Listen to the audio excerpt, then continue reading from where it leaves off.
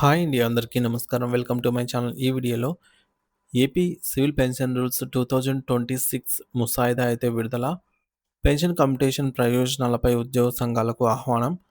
మరి దీనికి సంబంధించిన పూర్తి వివరాలు ఈ వీడియోలో తెలుసుకుందాము. వీడియో అయితే ఎక్కడే గాని స్కిప్ చేయకుండా ఎండ్ వరకు చూసేయండి. అప్పుడే ఇన్ఫర్మేషన్ పూర్తిగా అర్థమవుతుంది. అలాగే వీడియో చూస్తున్న ప్రతి ఒక్కరు వీడియోకైతే లైక్ చేయండి ఫ్రెండ్స్. ఈ వీడియోని తోటి ఉద్యోగ, పెన్షన్ మిత్రులతో అయితే షేర్ చేయండి. కొత్తగా మన ఛానల్ చూస్తున్నవారు ఇంకా ఎవరైనా సబ్స్క్రైబ్ చేసుకోకుంటే వెంటనే మన ఛానల్‌ని సబ్స్క్రైబ్ చేసుకోండి. సో, దీని ద్వారా నేను చేసే లేటెస్ట్ వీడియోస్ అన్నీ మీ వరకు రీచ్ అవుతాయి. ఇక ఆలస్యం చేయకుండా వివరాల్లోకైతే వెళ్ళిపోదాము. సో, ఫ్రెండ్స్ ఇక విషయానికొచ్చినట్లయితే ఆంధ్రప్రదేశ్ రాష్ట్ర ప్రభుత్వం తన పరిపాలనా వ్యవస్థలో అత్యంత కీలకమైన మార్పులకు శ్రీకారం చుడుతూ ప్రభుత్వ ఉద్యోగుల పదవీ విరమణ వయస్సు మరి వారి జీవన ప్రమాణాల జీవనకాల పెన్షన్ ప్రయోజనాలపై సరికొత్త మార్గదర్శకాలను సిద్ధం చేసింది. దీర్ఘకాలంగా అంటే సుమారు 46 సంవత్సరాల క్రితం రూపొందించబడినటువంటి ఏపీ రివైజ్డ్ పెన్షన్ రూల్స్ 1980 స్థానంలో ప్రస్తుత ఆధునిక కాలానికి మరియు డిజిటల్ అవసరాలకు అనుగుణంగా ఆంధ్రప్రదేశ్ సివిల్ సర్వీసెస్ పెన్షన్ నిబంధనలు 2026 పేరుతో ఒక సమగ్రమైన ముసాయిదాను ప్రభుత్వం అధికారికంగా విడుదల చేసింది. ఈ కొత్త నిబంధనల రూపకల్పన అనేది కేవలం పరిపాలనాపరమైన మార్పు మాత్రమే కాదు. ఇది లక్షలాది మంది ఉద్యోగుల ఆర్థిక భవిష్యత్తును ప్రభావితం చేసే అంశం కాబట్టి, ప్రభుత్వం దీనిపై అత్యంత పారదర్శకంగా వ్యవహరిస్తూ, రాష్ట్రంలోని గుర్తింపు పొందిన ఉద్యోగ సంఘాల అభిప్రాయాలను మరియు సలహాలను బహిరంగంగా కోరింది. ప్రభుత్వం తీసుకున్న ఈ నిర్ణయం వల్ల ఉద్యోగుల సర్వీస్ నిబంధనలో మరియు రిటైర్మెంట్ అనంతరం ప్రయోజనాల్లో భారీ మార్పులు రాబోతున్నాయి.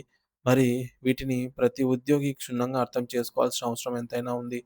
మరి ఈ నూతన ముసాయిదాలోని అత్యంత చర్చనీయాంశమైన ప్రతిపాదన ఏమిటంటే, ఒక ఉద్యోగి తన సర్వీస్ కాలంలో మొత్తం 33 సంవత్సరాల పని కాలాన్ని పూర్తి చేసినట్లయితే, సదరు ఉద్యోగికి పదవీ విరమణ చేయించే పూర్తి అధికారాలను ప్రభుత్వం తన చేతుల్లోకి తీసుకోవాలని భావిస్తోంది.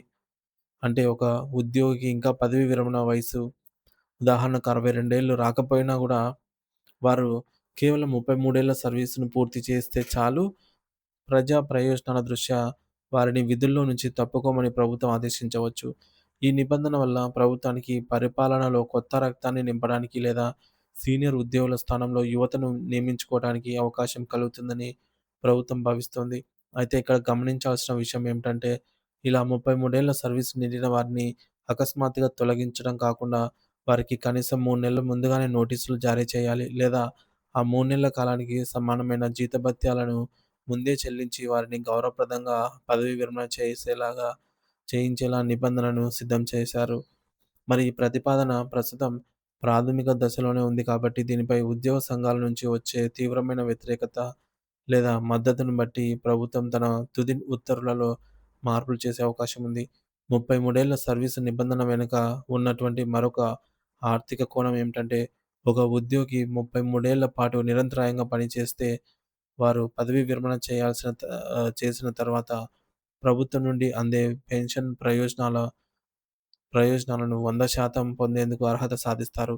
సాధారణంగా పెన్షన్ లెక్కించడానికి కనీసం 10 సంవత్సరాల సర్వీస్ అవసరం కాగా, గరిష్టంగా 33 ఏళ్ల సర్వీసును ప్రామాణికంగా తీసుకుంటారు. ఈ నిబంధన ప్రకారంగా ఒక ఉద్యోగి తాను పదవీ విరమణ చేసే సమయంలో చివరగా తీసుకున్న వేతనంలో సరిగ్గా 50% మొత్తాన్ని నెలవారీ పెన్షన్‌గా పొందుతారు. అంటే ఒక ఉద్యోగి 33 ఏళ్ల సర్వీస్ పూర్తి చేసి రిటైర్ అయితే వారి ఆర్థికంగా ఎటువంటి నష్టం లేకుండా పూర్తి స్థాయి పెన్షన్ ప్రయోజనాలు పొందేలాగా ప్రభుత్వం ఈ నిబంధనను డిజైన్ చేసింది. మరి ఏదేమైనా వయసుతో సంబంధం లేకుండా కేవలం సర్వీస్ కాలం ఆధారంగా రిటైర్మెంట్ చేయడం అనేది అంశం పైన ఉద్యోగుల్లో కొంత ఆందోళన నెలకొంది. మరి దీనిపై స్పష్టత రావాల్సి ఉంది. ఇంకా పెన్షన్ నిబంధనలతో పాటు ఉద్యోగికి తన పదవీ విరమణ సమయంలో తక్షణ ఆర్థిక అవసరాల కోసం పెన్షన్ కంప్యూటేషన్ అనే గొప్ప వెసులుబాటును కూడా ఈ కొత్త ముసాయిదాలో పునరుద్ఘాటించారు. పెన్షన్ కంప్యూటేషన్ నిబంధనల ప్రకారంగా ఒక ఉద్యోగి తన భవిష్యత్తులో వచ్చే నెలవారీ పెన్షన్‌లో కొంత భాగం డబ్బును ఉదాహరణకు 40% వరకు ముందుగానే విక్రయించుకొని, దానికి బదులుగా ఒకేసారి పెద్ద మొత్తంలో నగదు పొందవచ్చు. మరి ఈ సదుపాయం వల్ల ఉద్యోగులు పదవీ విరమణ చేసిన వెంటనే తమ పిల్లల పెళ్లిళ్లు, ఇండ్ల నిర్మాణం లేదా అప్పుల తీర్చివేత వంటి అత్యవసర పనులను పూర్తి చేసుకోవడానికి వీలవుతుంది. మారుతున్న కాలానికి అనుగుణంగా ఈ కమ్యుటేషన్ నిబంధనను కూడా సరళీకరించి ఈ 2026 కొత్త గైడ్‌లైన్స్‌లో రూపొందించారు. మరి దీనివల్ల పెన్షనర్లకు మరింత సౌలభ్యం కలుగుతుంది. ప్రస్తుతం ప్రభుత్వం విడుదల చేసినటువంటి ఈ నూతన ముసాయిదా అత్యంత సుదీర్ఘమైనది మరియు లోతైనది. ఇది ఏకంగా 98 పేజీల భారీ డాక్యుమెంట్ రూపంలో ఉంది. ఇందులో ఉద్యోగి నియామకం నుంచి పదవీ విరమణ వరకు, అలాగే ఫ్యామిలీ పెన్షన్ మరియు ఇతర అలవెన్స్‌ల వరకు ప్రతి చిన్న అంశాన్ని కూడా కొత్త నిబంధనల ప్రకారంగా అయితే వివరించారు.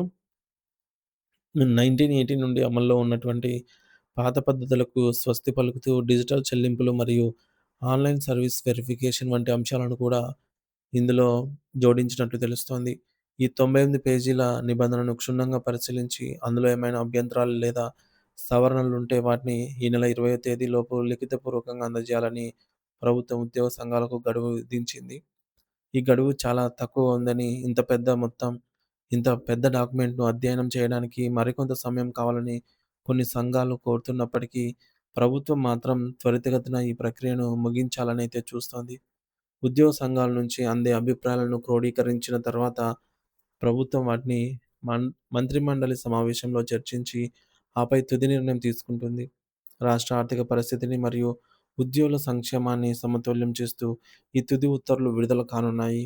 ఎన్నో దశాబ్దాల తర్వాత వస్తున్న ఈ సమూల మార్పులు ఉద్యోగుల జీవితాల్లో ఎటువంటి మార్పులు తీసుకొస్తాయో అన్నది ఇప్పుడు ఆసక్తికరంగా అయితే మారింది. కాబట్టి ప్రతి ఒక్క ప్రభుత్వ ఉద్యోగి మరియు పెన్షనర్ తమ సంఘాల నాయకులతో సంప్రదింపులు జరిపి, తమకు అనుకూలమైన మార్పుల కోసం మరియు ఏమైనా అన్యాయమైన నిబంధనలు ఉంటే వాటిని తొలగించడానికి తమ గళాన్ని వినిపించాల్సిన సమయం ఇది. మరి మీ సలహాలు మరియు సూచనలు భవిష్యత్తు తరాల ఉద్యోగులకు కూడా మార్గదర్శకంగా నిలుస్తాయని అయితే గుర్తించాలి. ఏపీ ప్రభుత్వం తీసుకొస్తున్న ఈ 2026 పెన్షన్ నిబంధనలు చివరకు ఉద్యోగులందరికీ ఆమోదయోగ్యంగా ఉండాలి అని అయితే ఆశిద్దాము.